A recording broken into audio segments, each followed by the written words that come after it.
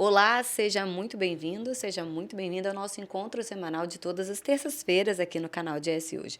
O Entrevistas é um espaço para a gente discutir temas sérios, sim, mas com leveza, por isso toda semana, como você sabe, a gente tem um convidado diferente e hoje o meu convidado é o ex-deputado estadual e presidente do Republicanos no Estado do Espírito Santo, Eric Musso. Seja muito bem-vindo. Muito obrigado, Dani. Obrigado a todos aqui, telespectadores, todos que estão nos assistindo agora aqui no Entrevista. É um prazer muito grande estar aqui com vocês. Vamos rememorar. Eric Musso foi vereador de Aracruz, exerceu 2 mandatos de deputado estadual, comandou a Assembleia por 3 biênios e nas eleições de 2022 concorreu a senador. Hoje, como eu já falei, é o presidente do Republicanos no Espírito Santo. Pronto, devidamente resgatada essa breve história sua da atual política capixaba, eu quero começar perguntando se uma eleição, hoje, como dirigente partidário, o senhor entende... Na verdade, eu acho que essa pergunta, independente de ser dirigente ou ser candidato, uma eleição começa na outra? Com certeza absoluta. Eu acho que assim, a todo momento que você tem uma eleição, participando dela efetivamente como candidato ou na organização, naturalmente ela se torna molas propulsoras para a próxima, né? Porque você tem o pulso das pessoas, você tem o feeling das ruas, sobretudo você está em contato no dia a dia com o cidadão capixaba. Então não tenha dúvida que uma eleição ela está altamente conectada com a outra, independente da participação da pessoa sendo candidato ou não, mas no envolvimento da política. E até que ponto isso não cansa a imagem da figura política? Por exemplo, nossa, fulano está concorrendo de novo, ele acabou de entrar como deputado estadual, já está concorrendo à prefeitura, e aí no outro, de novo esse cara concorrendo, ou essa pessoa, enfim. Isso, até que ponto, aí hoje mais como um dirigente partidário mesmo, o senhor avalia que isso possa cansar a imagem da figura política em meio à população? Eu acho que isso tem caso a caso, né? Eu fui participante de eleições de 2 em 2 anos durante um longo período, né? Eu virei vereador, 2 anos depois me tornei deputado, 2 anos depois fui candidato a prefeito, perdi as eleições, voltei para a Assembleia, depois voltei a ser deputado. Das últimas eleições que eu não disputei de 2 em 2 anos, eu me tornei deputado estadual, depois só fui participar de uma eleição estadual novamente. Mas eu acho que isso é caso a caso. Eu acho que quando o político ele tem entregas para a sociedade, quando ele faz um trabalho com dedicação, com amor, né, e é reconhecido pelas pessoas, eu acho que as pessoas querem votar nesse político, independente se é de 2 em 2 anos ou de 4 em 4 anos. Então eu acho que o desgaste da imagem ele está muito atrelado ao que ele faz no exercício do seu mandato. Se é um político apático, se é um político que não aparece, naturalmente as pessoas não têm essa motivação, vamos dizer assim, de dar o seu voto de confiança de 2 em 2 anos ou que seja de 4 em 4 anos. Eu acho que isso está muito ligado. E qual que vai ser a participação de Eric Musso no pleito de 2024?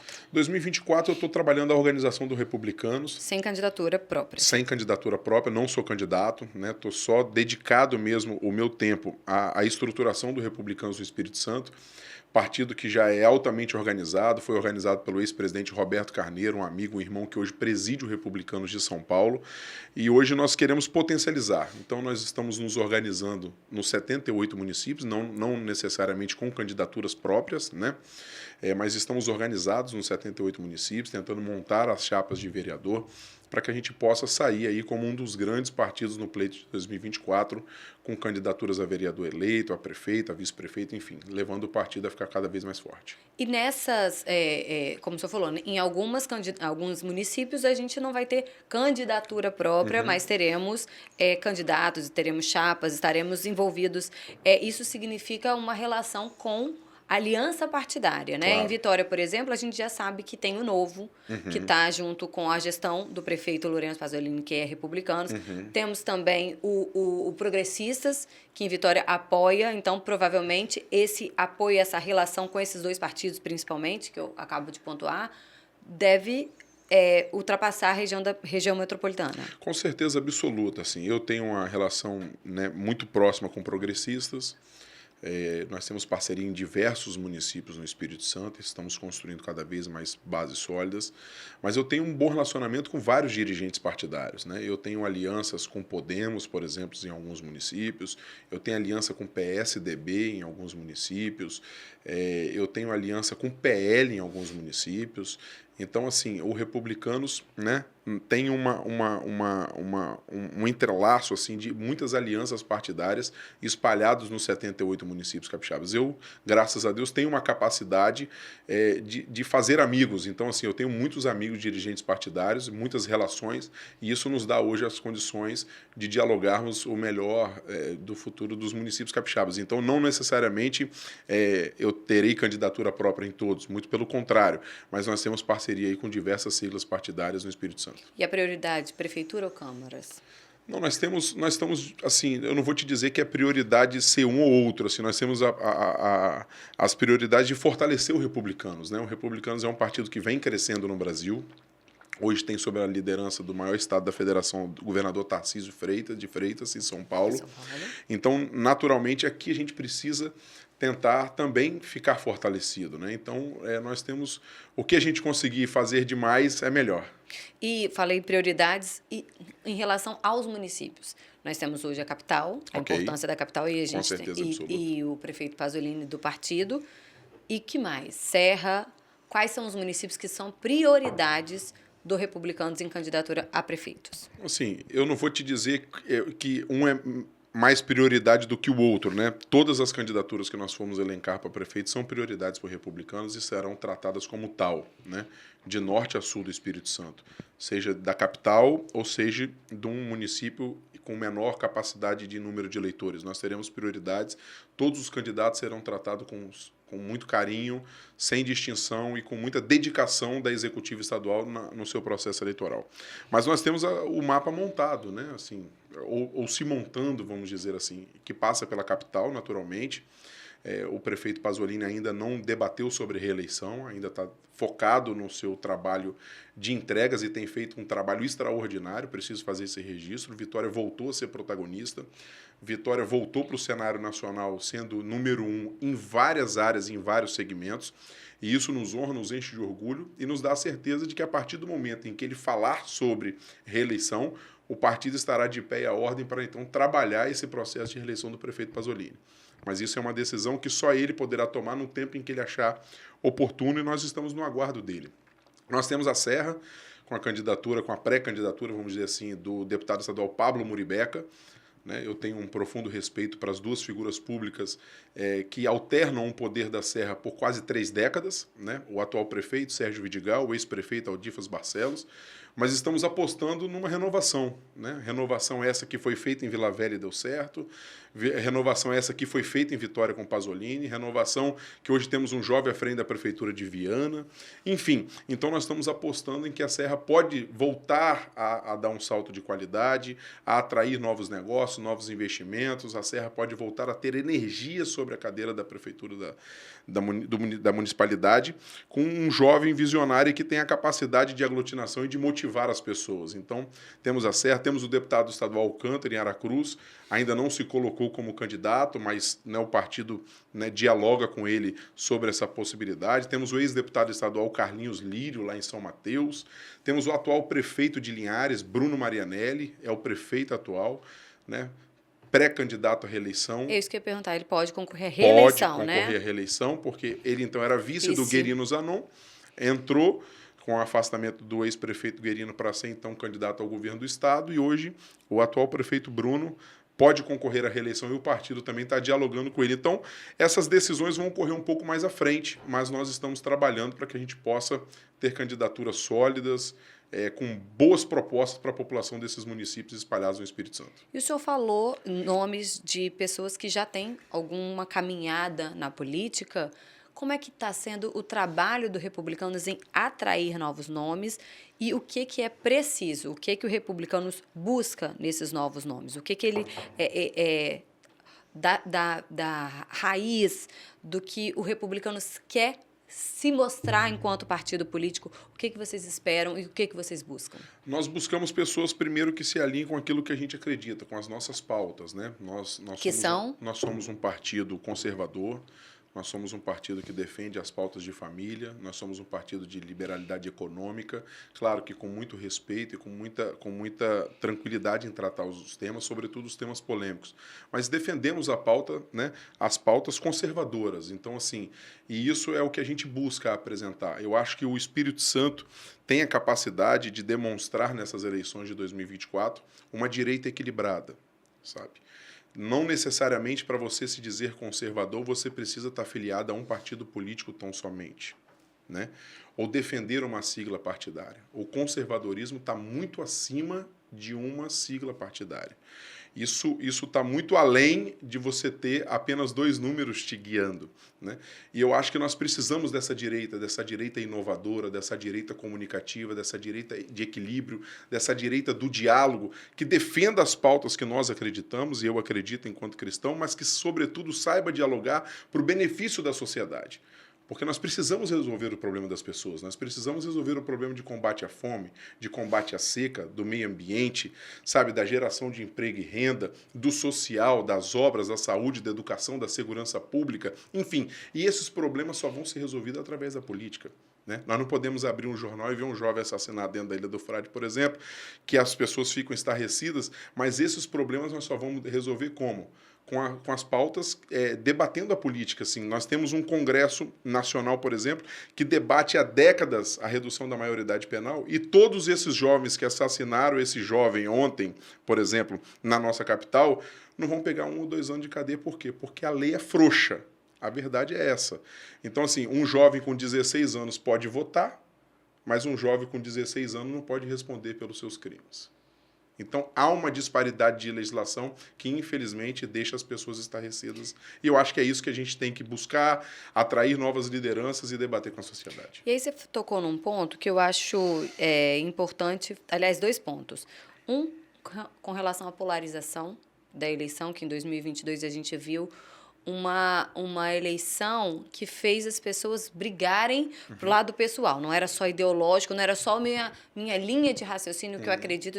Não tem você pensa diferente, te respeito. Não, se você não pensa diferente, sai de perto de mim. Então, isso ficou muito forte e a gente agora tem 78 eleições no estado do Espírito Santo. Claro. Então, esse é um ponto que eu quero tocar. E depois eu quero falar sobre a questão da religião. Mas vamos falar sobre a polarização. Como o senhor imagina que será esse processo de 2024? Eu acho que nós estamos ainda diante de um quadro polarizado, né? Mas eu acredito que as eleições municipais elas podem ter um pouco menos disso porque as pessoas olham o seu dia a dia, né? Mas eu acredito que o eleitor ele está em busca daquilo que o seu candidato pensa, né? Quais as pautas que ele defende. Isso está cada vez mais latente, pelo menos no que eu ando no dia a dia, assim, olha, você defende o quê? Você pensa o quê sobre isso? Né? As pessoas querem saber de seus representantes e tem que saber mesmo o que essas pessoas defendem. Mas eu costumo dizer assim, eu fui presidente da Assembleia por 3 mandatos, né? E eu convivi ali com deputados ligados à direita e com deputados ligados à esquerda, né? E nós coordenamos esse processo na Assembleia em favor dos capixabas, em favor do Espírito Santo. E eu nunca deixei nem que uma pauta da Assembleia interferisse naquilo que eu acredito e que eu tenho como valores, e também não impunho meus valores também para que a gente pudesse alcançar assim, objetivos comuns. Então, eu acredito que, assim, Dani, o equilíbrio e o respeito, eles cabem em qualquer lugar, sabe? Então, mas assim, efetivamente na sua pergunta, eu acredito que essa polarização terá, né? Ela continua, mas em virtude de ser a base dos municípios, assim, eu acredito que as pessoas terão um pouco de pensamento no que é benéfico, ou no que será benéfico para a minha cidade, né? Independente desse campo aí, é o que eu acredito que possa acontecer nessa eleição. E ainda nesse contexto da polarização, o que eu quero falar é a questão da religião. Me causa um pouco de preocupação as pessoas colocarem a religião dentro de um debate político. Porque você ser conservador, você ser evangélico, você ser católico, enfim, não necessariamente isso precisa estar dentro de uma discussão política. Até porque quando a gente era mais novo, a coisa era não discuta religião, não discuta política, não discuta futebol. E isso é uma coisa que realmente causa confusão de fato. Mas eu tenho acompanhado, por exemplo, nas suas redes sociais. Acompanho, né, o seu trabalho como deputado estadual há muitos anos, né, acompanhei, né, durante o período na Assembleia Legislativa, e vejo que a sua fala, sendo uma pessoa religiosa, vem sendo muito mais forte nos últimos tempos, inclusive nas suas redes sociais. Uma vez por semana o senhor abre a Bíblia e trata sobre isso. A sua preocupação, né, enquanto um dirigente político, porque quando você fala de Deus, você não, o cristão ele não pode só falar, ele tem que ser exemplo, ele tem que dar exemplo.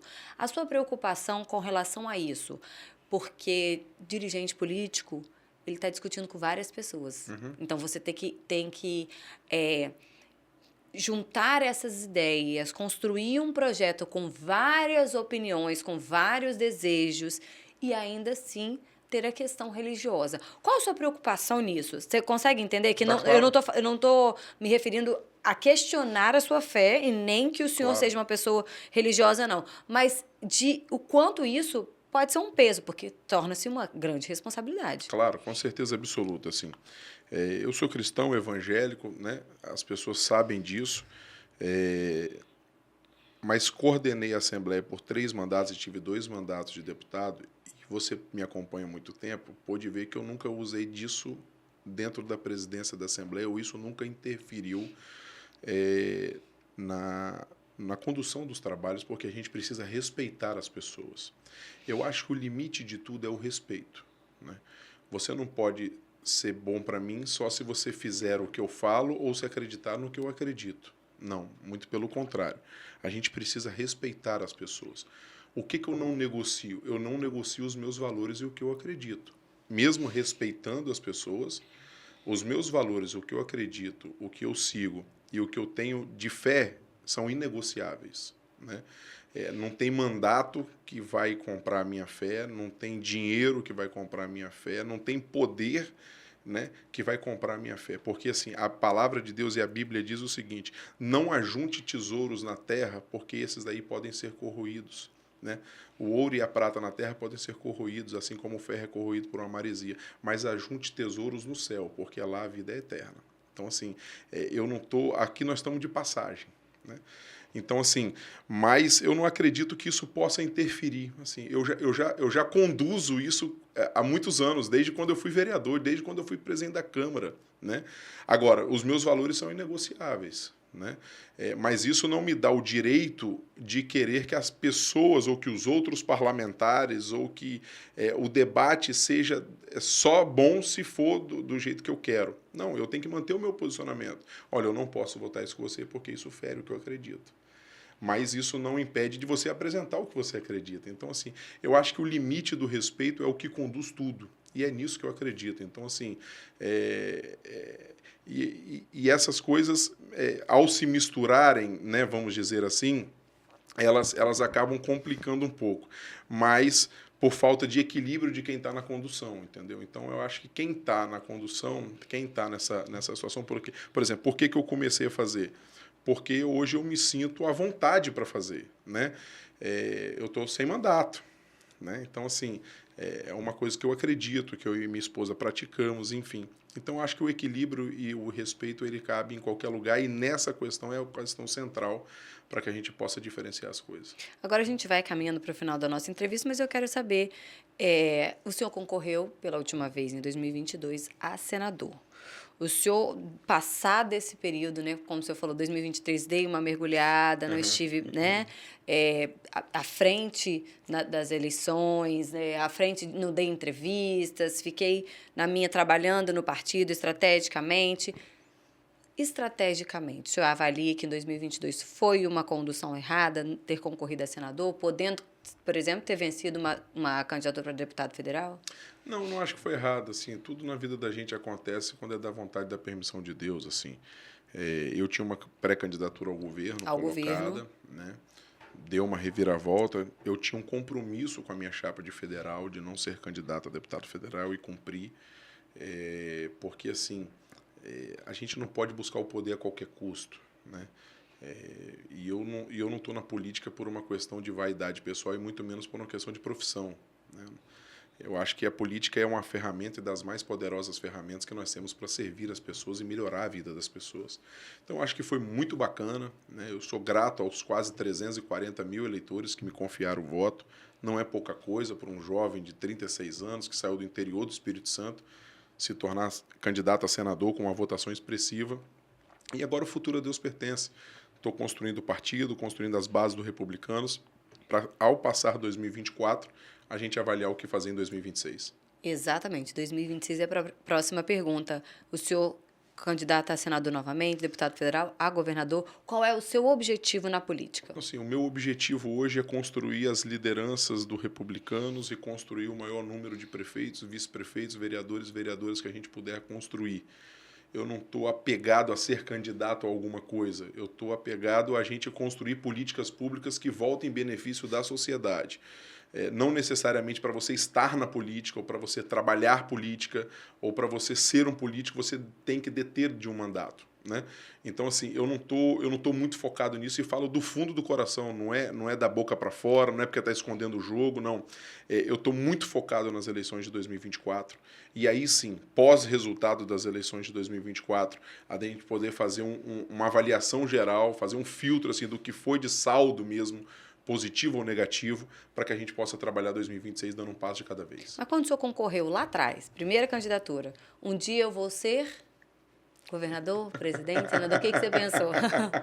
Não, aí a gente tem que dar um passo de cada vez. Mas lá atrás, quando o Eric Musso, novinho, queria, qual que era o seu primeiro pensamento? Novinho? É. Assim, não tem nenhum político. Eu acho que assim, todo jogador de futebol que começa lá na várzea, que vai para um time Quer ir para a seleção. estado, quer ir para a seleção. Então, assim, eu acho que não tem um político, né, que ama política, né, que não pense em algum momento em dizer assim, poxa, eu estou começando como vereador aqui, mas um dia eu quero ser governador do Espírito Santo. Assim. Então, eu acho que essa é uma pergunta que, se você fizer a qualquer político, né, eu acredito que essa será a resposta naturalmente nesse sentido. Agora, isso depende de uma conjuntura de fatores e aí está na mão de Deus. Não, eu imagino que sim, até porque isso também vem a questão da maturidade. Lá atrás era um menino novo, agora já com um pouco mais de experiência, mais calejado e tal. Mas eu queria saber como que nesse início teve esse desejo. Com certeza. A gente vai chegando ao fim. Eu quero te agradecer muito por ter aqui. Sei que vai ser um trabalho grande, espero que tenha sucesso. Obrigado. E espero também que os capixabas possam acompanhar o trabalho do Eric Musso e de todos os partidos, para que a gente tenha bons candidatos, bons prefeitos, bons vereadores eleitos em 2024. A gente tem que ficar de olho. Obrigada. Obrigado você, obrigado a todos vocês. E obrigada você que ficou conosco até agora. Até a próxima semana no Entrevistas.